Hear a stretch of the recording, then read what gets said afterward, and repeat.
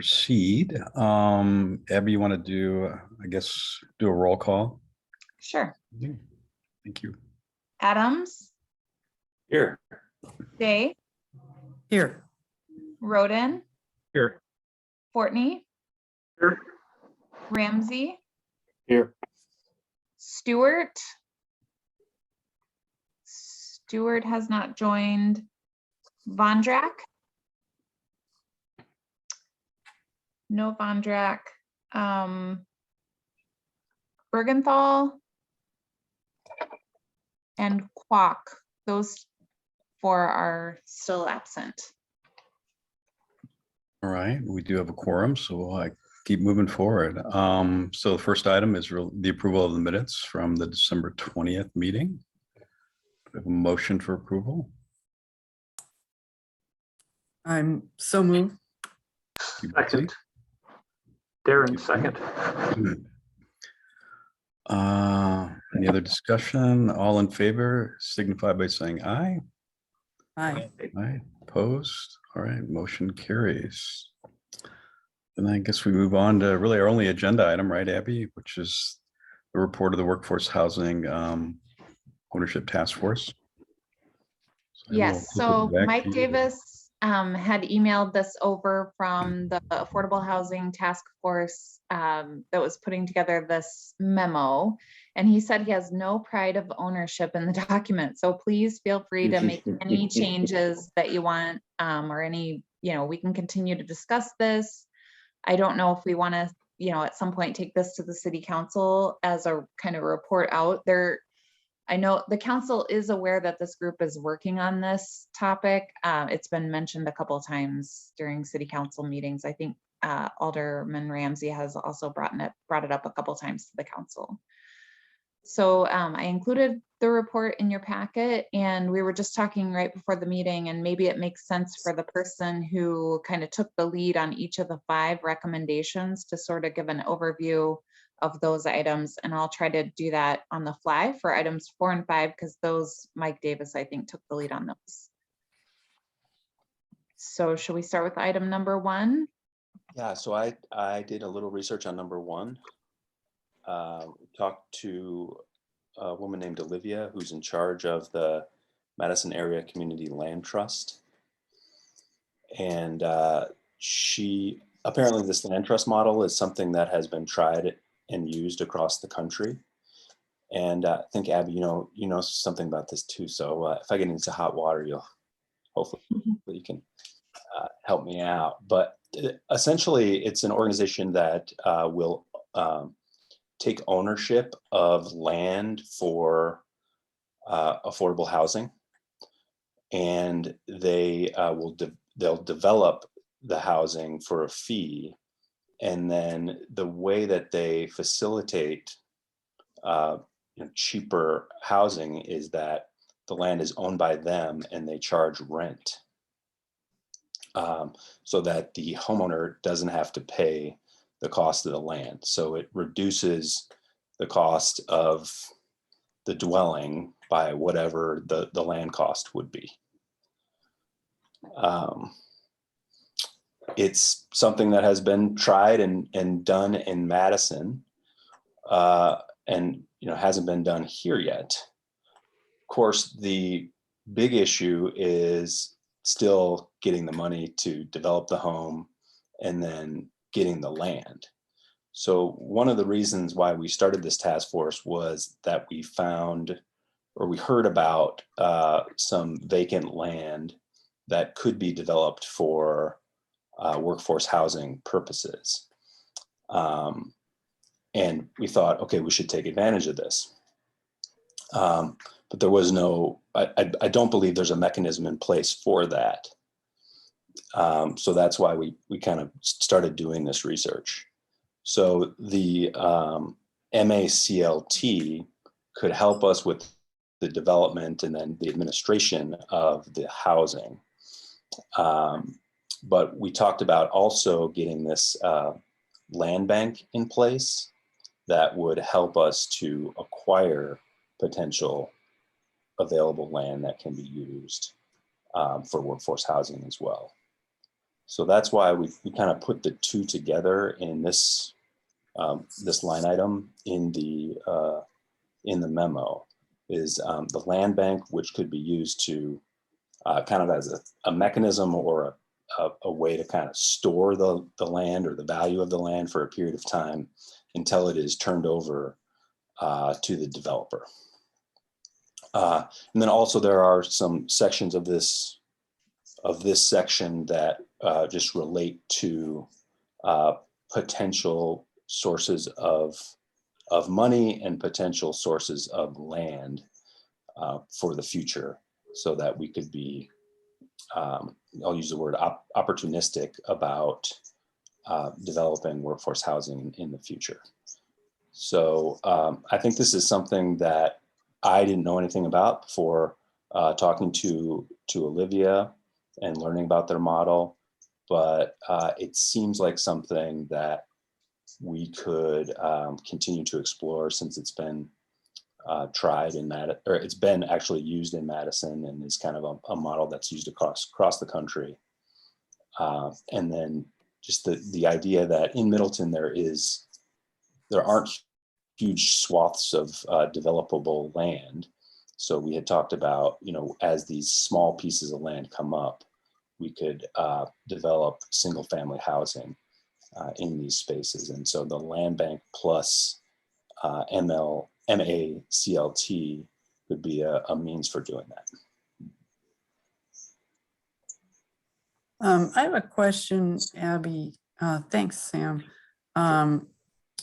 When we had them come and talk to the city previously, I seem to recall that, it's not all just newly available property. People can choose to give or sell property under their home and put it in this land trust. Yeah, that's true. And so, given that we have kind of a shortage of open, undeveloped land in the city, that would be another option. Mm-hmm. So you remember that too? Yes, yeah, that's what I also recall. So like if that property that we were looking at on Century Avenue, if that still had the home, we could have also, if we would have been prepared, because my understanding is now they already have a buyer that has gotten, they had like an auction, and I believe that they've already determined who the high bidder is, and that person has reached out to me. But if we were prepared, we had the funding available, we could have identified that as an opportunity, even with the home still on it. We could have purchased that. We could have then donated it.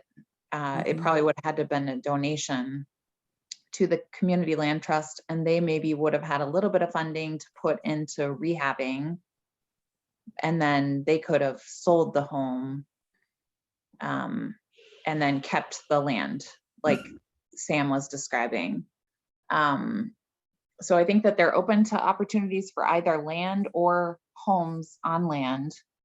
And they are, in terms of building new construction, they can build duplexes, triplexes, I think even townhomes. But what I have heard from Olivia is that just donating the land alone is not enough. They need funding to help construct the unit as well. I have a question as to the property tax here.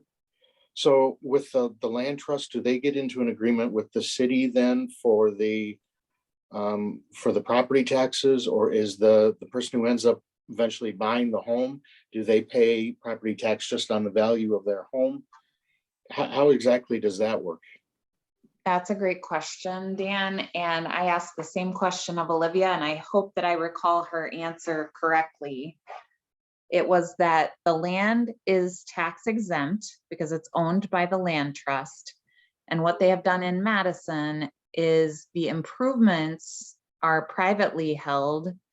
And so the improvement value is taxable, but according to Olivia, they would want to negotiate with the city to get the taxable property value reduced from what you would typically see in order to get a reduction on the property taxes as well for the future homeowner. But the homeowner then is responsible for those property tax. They just negotiate a lesser amount. Correct. Yes. And I mean, And the because- argument that they make is, you know, overall the improvement value should also be reduced because there is not a land value, and, you know, we're trying to create affordable housing. You know, they have their Sure. reasons, but yeah. Yeah, I understand. Okay, but the property itself is basically owned by a nonprofit. Correct. So, okay. Does that exempt them from all property tax? Is there, in other words, would they, and I might be getting into the weeds a little bit, but do they pay towards the school? Or is it just all the property tax is based on the negotiated value of whatever the improvement is? The latter. So I understand.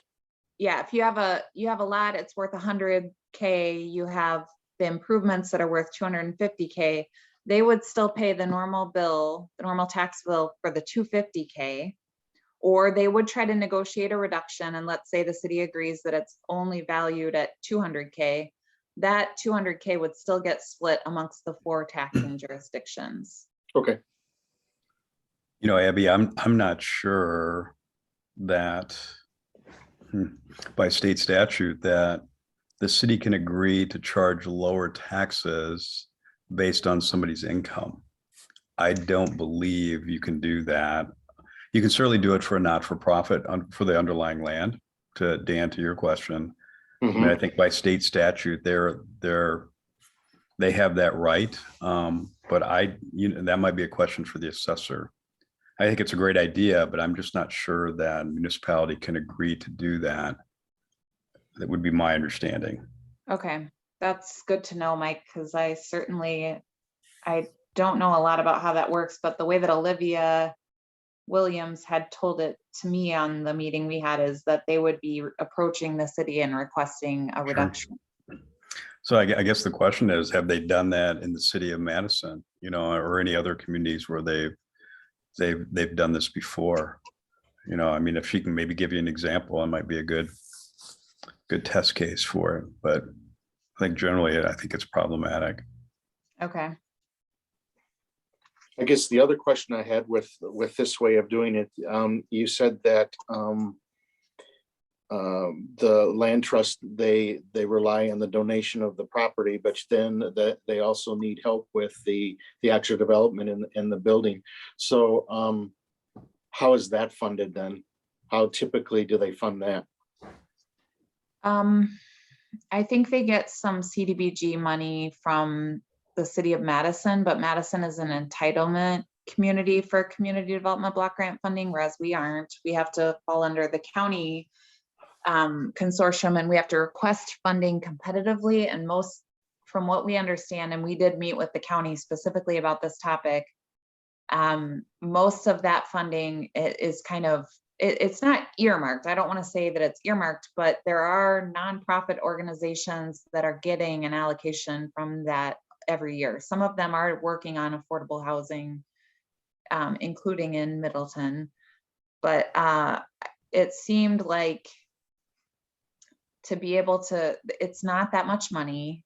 So we aren't going to be able to do like more than 1 unit a year, even if we did qualify for their CDBG funding, because the amount that was quoted to me by Olivia, at least for that property on Century Avenue, is if we were to build 2 duplexes, so for a total of 4 units, they would need $150,000 per unit. So $600,000 plus the donation of land to make that work. So it's, I mean, we would need to identify some pretty robust funding sources.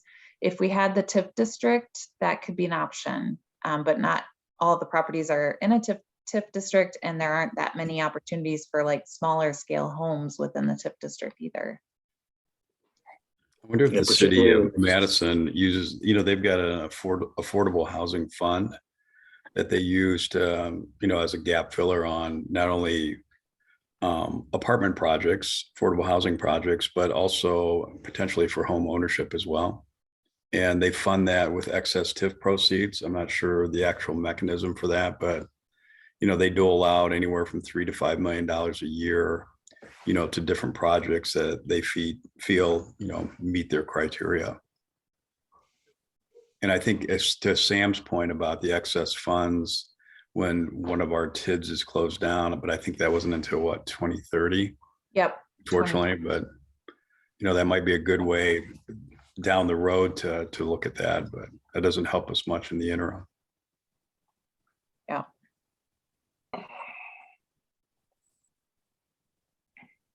Another thing she told me is that City of Madison folks, I think this probably is what you're talking about, Mike, is that there is additional tax levy in the City of Madison for affordable housing. And that has been used. Boy, Sam, not that I know of. I'm not sure how that would work. Well, are we sure we're not talking about this affordable housing fund that they have, which is really from excess TIF proceeds? I don't know. Maybe there's another program they have. Not that I'm aware of, but I can follow up on that, but my notes say additional tax levy passed by residents. could be. Yeah, could be. They would have had to have some kind of referendum or something, I would think, to do it that way. Yeah, gosh, I would think we would know something about that. I'm not saying Yeah. they don't, but I'm just not sure the nature of that. Other questions that anyone else on the committee has?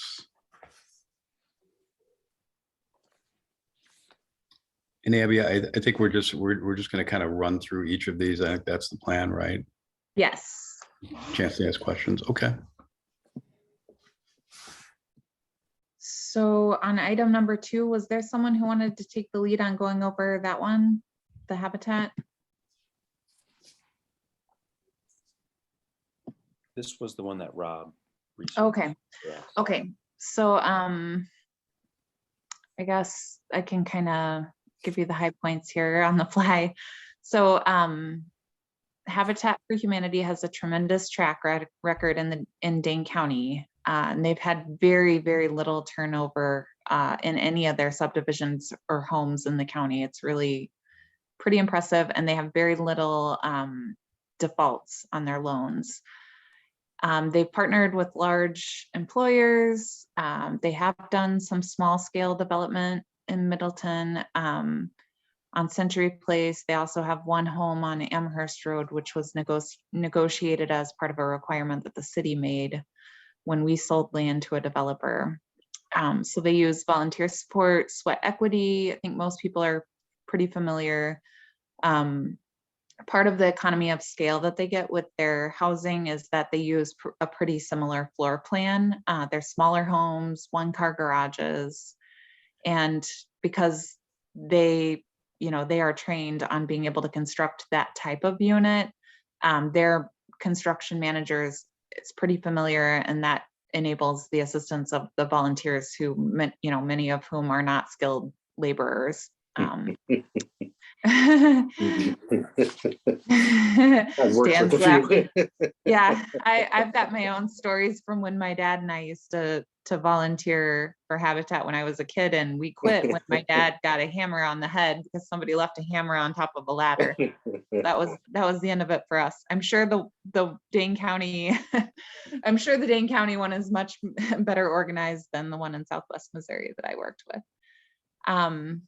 So there's also a description here that talks about how other communities have contributed infrastructure, and also some applications of funding to the state for project development. Habitat would be interested in TIF funding. They don't usually qualify.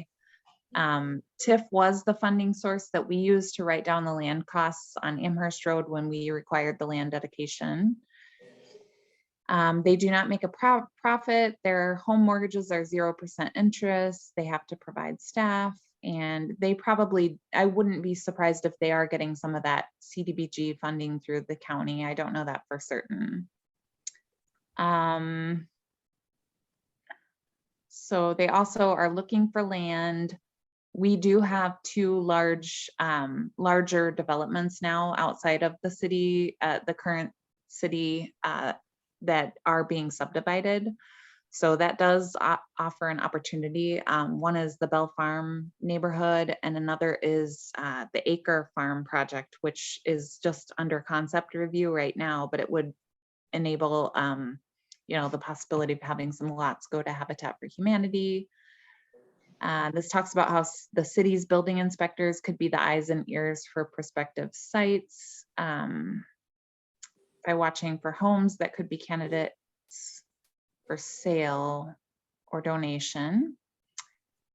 And we do have several larger employers who've expressed interest in working with Habitat, and they also get Habitat gets a lot of funding from larger companies. And then it says that Habitat has a formal partnership with MATC and the Sun Prairie School District to build a home. And there could be a similar program here.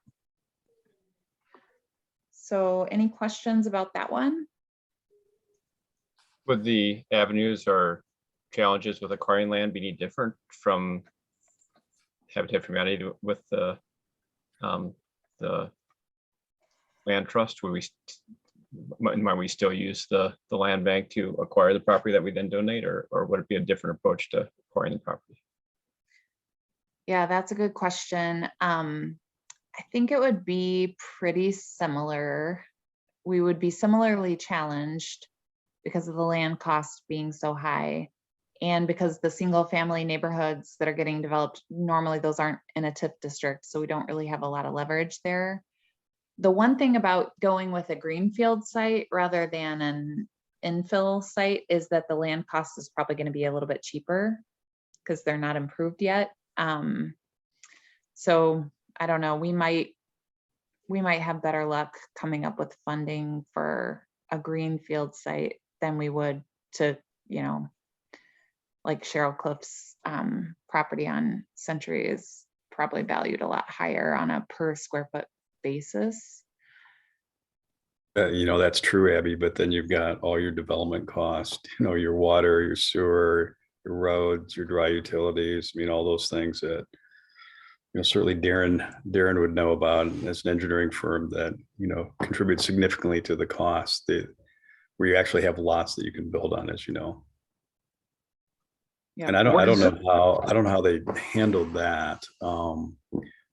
So if somebody gives them the land, who funds all that upfront cost? Great question. Yeah. I don't know. No, I'm not saying you should know. I'm just, we're just talking out loud here. And sorry if I missed, what do we have any track record in Middleton with Habitat? You had mentioned a couple different Amherst, yeah. Did you say? Yeah, it's really like a handful of homes total. Century Place, which we talked about, actually, I think at the last meeting, you brought it up, Darren. Yeah. Century Place has a couple. Okay, I do know that, or I know the road. And then there's one on Amherst Road. Okay.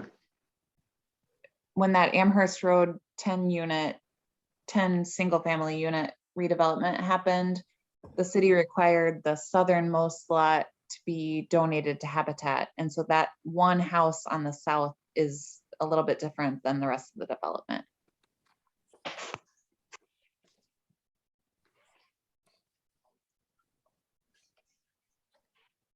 We donated that, didn't we, by writing it off or writing it down with TIF?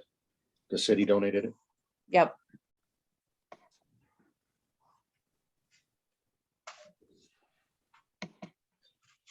So I can do number 3 if we're done with 2. Okay. So this was a program that existed for about 5 years. The the Community Development Authority of Middleton had sponsored this down payment assistance program. And there were, let's see, I don't know what the total number were, but there are still outstanding loans in that program. It's for homeowners to get low interest loans. It's actually 0% interest if they pay it back within 15 years. And there were, I guess, a total of 11 loans that were paid in full. And there were 8 that were partially paid and 2 were forgiven. One was foreclosed upon. But let's see, currently we're on track for 15 of the 18 total loans to have been paid back and have been successful. So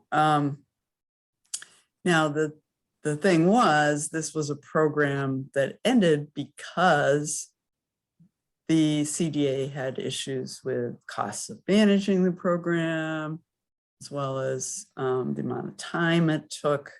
So I did not have the opportunity to talk to anybody about exactly why it closed down, but apparently the mayor is the one who's around who is the most knowledgeable at this point.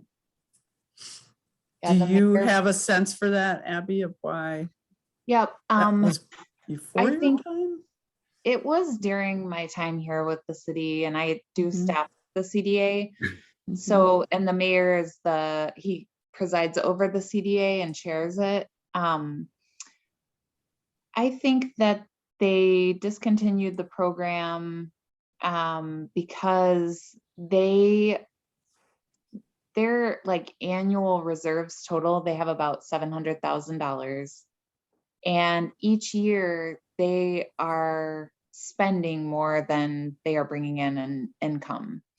And many of their assets are assets that they do not, well, at least some of their assets, they do not even receive any payment or revenue on. So it's very hard to make them a sustainable entity.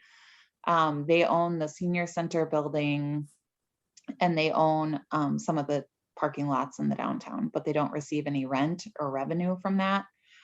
But yet they're asked to pay for maintenance of the senior center building and, you know, things like that. And so and they're also handling like the payment for downtown snow removal in front of all the city buildings and the city parking lots. And they really have a really awesome membership, and they really want to be a sustainable organization. They want to find ways that they can bring in more income so that they can keep going, because at the rate that they're at now, they would only exist for like, 20 to 30 more years, and then they'd be done. They'd spend all their money. So there is a strong interest on the Community Development Authority in affordable housing. They are very, very, very interested in that. They're also interested in expanded transportation in the city and making the city more equitable.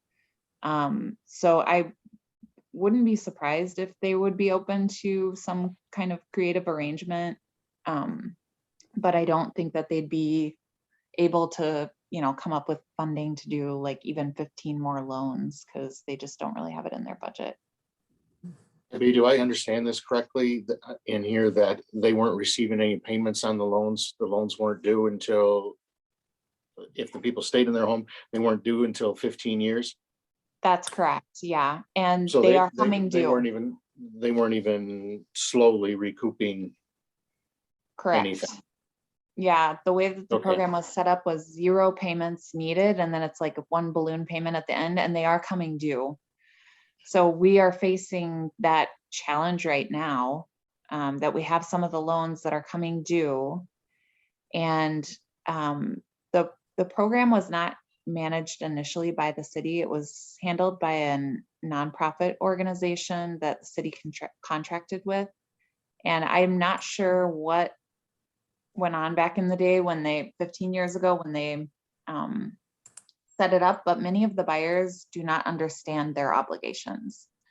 So it's been a very challenging program for the city to kind of have land in our laps to administer. So you're saying some of those that are due at 15 years, we're probably going to have to extend because they're not going to have the wherewithal. That, and they at least have indicated to me, some of the buyers have told me that they thought the program would forgive their loan at the end of 15 years if they stayed in their home. Because there are programs like that. Yeah, there are programs like that, but I mean, all of the documentation is pretty clear on their obligation. What, do you have any idea what the average amount was? They ranged from $10,000 to $15,000.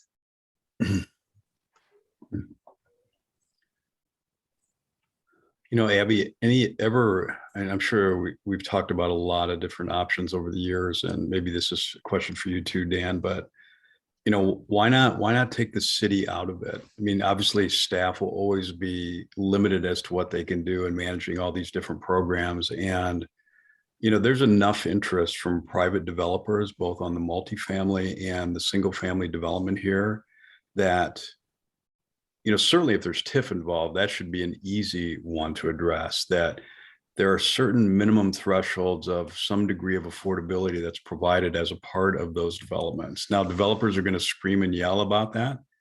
You know that, but we're kind of used to that from some of those developers here in our community, and they just keep coming back and doing more and more. I'll give you just a couple examples. So the Bruce Company development, how many apartments there? 800, maybe 880. Yeah, almost 900. Not a single affordable unit. In fact, when I brought that up at the Planning Commission, I not only was I shot down, but I got some hate mail from one of those developers about how dare you even ask for that. And you know, if it's really a need that we've identified in our community, that we need more workforce housing, then why not make that a requirement, especially if there's TIF involved? You know, where the city actually has some real teeth to enforce some of these things. And I'm not sure it should be any different for Bell Farms or any other the other single family residential developments that are being proposed, that there are certain guidelines, thresholds, you know, conditions for approval that the city could establish. And again, the development community is going to scream and yell over that, but I can assure you that these projects will continue to move forward. And we need to think about, you know, what's a reasonable number, but it's a way that you could start incorporating quality rental and home ownership within this community that is funded and managed and facilitated by the private sector developers. Yeah, and I wholeheartedly agree with you with that, Mike. And I think that the city has done a decent job with the multifamily, but if we could do the same thing, and as you mentioned, Bell Farms, they're going to be in the TIF district. Why? I mean, that would seem to me, just as you said, Mike, a perfect opportunity to see if we can't work in some kind of affordable home ownership. Yeah, and I wasn't around when, I think it was at Reg Z in the city of Madison, where there were these requirements. I don't know how this might differ from that. And I know there was a lot of pushback from the development community about that, but. That was done through zoning, inclusionary zoning, whereas TIF, I mean, well, zoning is discretionary too, but TIF is fully discretionary. The city doesn't need to provide it to any entity. The only thing I would just note though is that I think the parts of Bell Farm that are in the TIF district are actually, no, never mind. I'm sorry, Dan. I spaced that because we did add that the other leg of Bell Farm to the TIF as well. So that really could be an opportunity. Because there aren't that many single family areas in the TIF, but in that case, that one would be. It's certainly something to explore. And Still out of time. fairness, I think the businesses that pay a lot of taxes here, they have a right for their voice to be heard. And you certainly know this, Dan and Abby, but they've got all these employees that commute into the city of Middleton, but can't afford to live here. At what point does their voice need to be heard, and that the city is responding and saying, hey, we hear you, and we're going to start requiring those that want to build here to provide a certain degree of affordability or workforce housing, whatever we want to call it, as part of their new developments, to start, chipping away at this significant shortfall that we have of affordable housing here in the city of Middleton and Dane County as a whole, for that matter. Sorry, I'm off my soapbox now. With something like Bell Farms, is there still time to add that, or is that a little bit too far down the road? We'd have to do it for the next one. I think we could, because they have not requested any TIF assistance so far, and nothing has been negotiated. They have mentioned that they might be coming forward with a request for some of the public infrastructure, but that's the extent of it. So I would think that there's really a pretty good opportunity there. I'm glad you raised it. I think there's a good opportunity to ask the person developing that. And I also believe that she's a developer, I think would be very open to that. She's Seems to be very progressive. socially conscious. Socially conscious. Yeah, it's I think that she would be an outstanding partner and have some interest in some of that. So we definitely should be talking to her. And not to jump ahead, but even item number 4, the community campus plan, if the city elects to RFP any component of that, which is probably a good possibility, as that plays out, that's simply a requirement as part of that RFP. Whether that's townhomes, whether that's multifamily, whether that's, condominiums, that, we think about incorporating that as part of the RFP process. Yeah, and the one thing we have to be aware of and be careful of is that we don't get into the problem that we're having with another development where we had an RFP, and the consensus of the council was we wanted some affordable units, and that's we didn't write up our agreements correctly, and that's totally gone by the wayside. So we really have to pay attention to how we write these agreements. Yeah. We kind of missed the boat. And there are plenty that could help with education in that regard as to, what does affordability really mean? It means a lot of different things to different people. And it's unfortunately it's complicated. But about anybody else on the committee, any comments on any of this? Any other thoughts? I liked what you said about engaging employers, Mike, because that was one of the reasons why I liked the Habitat for Humanity thing. Indeed. Was that talks about engaging the large and great employers that we have in Middleton, and of course, kind of working with them on this issue of not having employees near their facilities. What about also engaging the chamber? I think, this is just more than like affordable housing in general. With some of these programs, but I think Kurt Paulson presented at the chamber a couple of years ago, if I'm not mistaken. And the chamber has a work group right now that's just focusing in on the employee recruitment issue. And they are well aware that housing is a key factor for that. So I think there would be support from the chamber to work on that issue with us.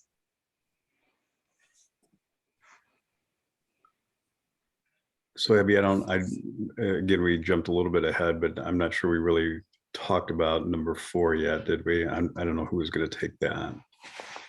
Yeah, well, this is the community campus plan for downtown, and part of the goal of the plan is to determine the city's municipal building needs. And then if there is an opportunity to consolidate some of the city services into a new building, then we could potentially have land that we could free up and make available for sale. And I completely agree with what you said, Mike, that if we were to go that route, we would probably send out a competitive RFP. And if we were to state within that RFP, we wanted affordable condo development, which I know our downtown alderwoman, District 1, Kathy Olson, is very interested in looking at that for the city hall site as a possibility to have like some townhomes that would be affordable.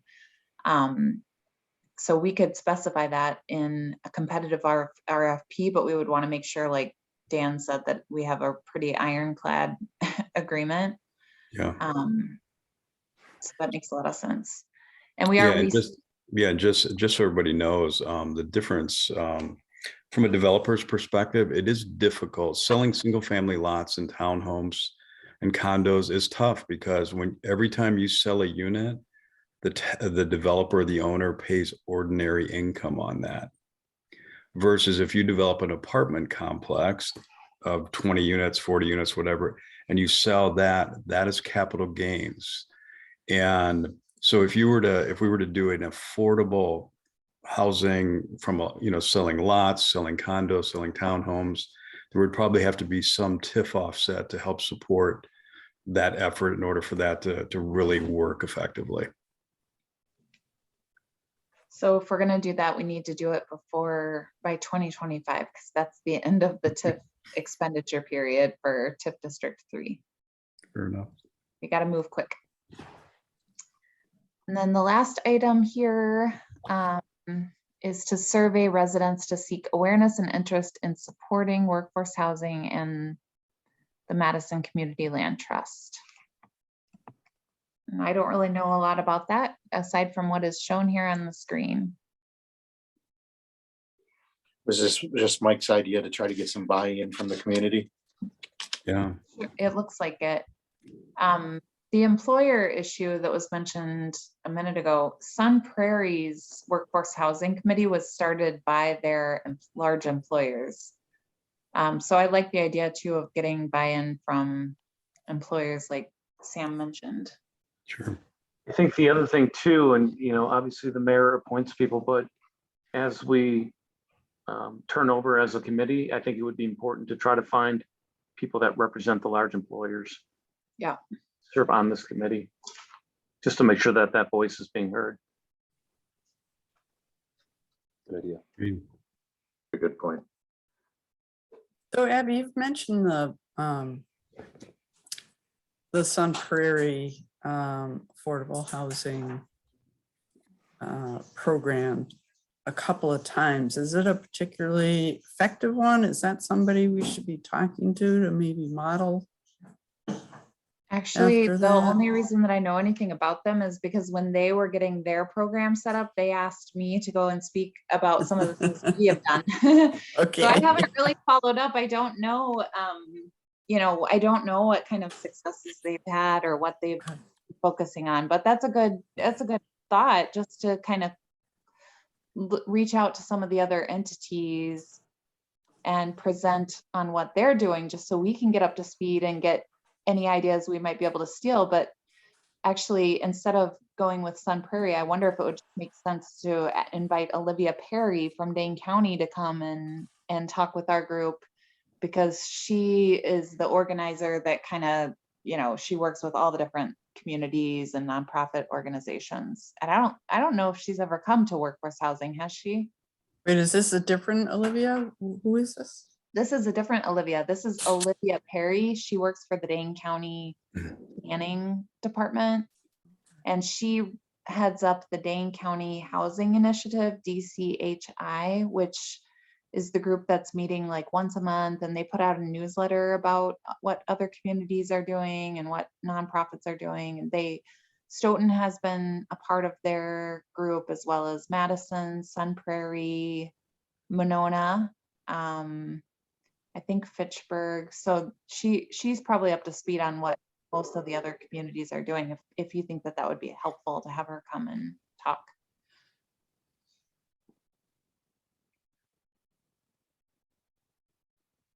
I'll steal anybody's ideas that are good. Yeah, I mean, I think it's, more data points, the better for making informed decisions. Okay, sure. I'll see if she can come. She's going to be coming to the city council meeting on May 3rd, which is going to be Mike Davis's last city council meeting and the first full meeting, I think, of the new council. And she's going to talk about the Dane County regional housing strategy that is just now kicking off.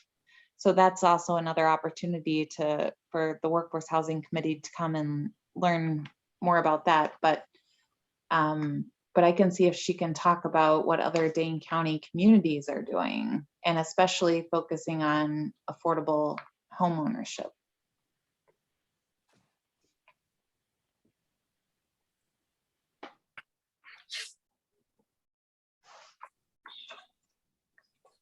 So Abby, this is mostly informational, right? Not necessarily taking any action per se or any specific recommendations at this point. Is that right?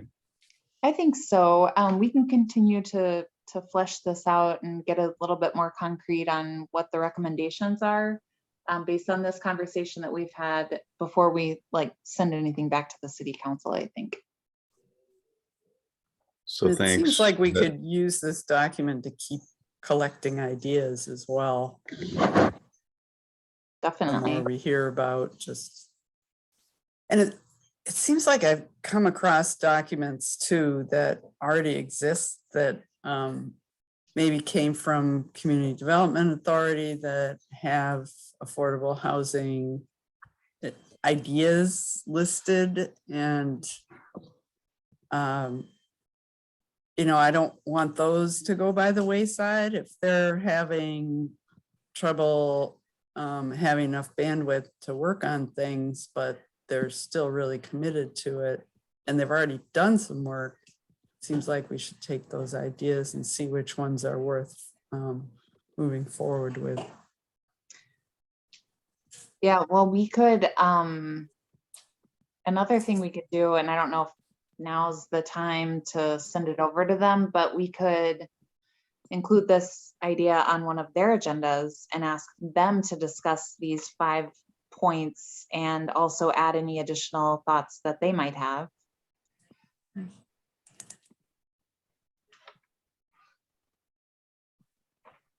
Yeah, that seems like a good idea, Abby. I mean, worthwhile if they'd consider that.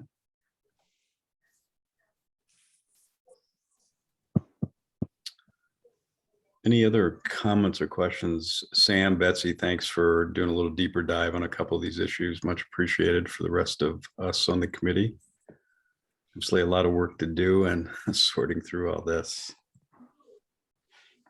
Problem. Yeah, just kind of echo that. Just great work by the task force. Thank you for all the work on this and the creative ideas. Yeah.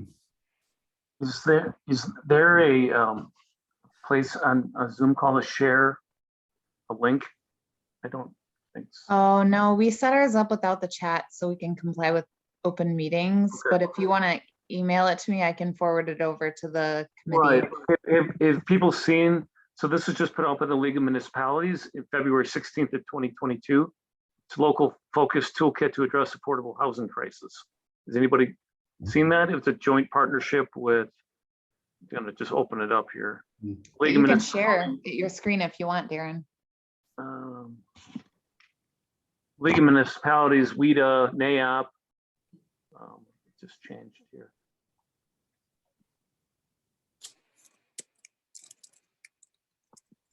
I know that they just put out a toolkit for how to encourage affordable housing through zoning, which one of our team members is working on going through those recommendations for our zoning code update, but I didn't know about a more broad one.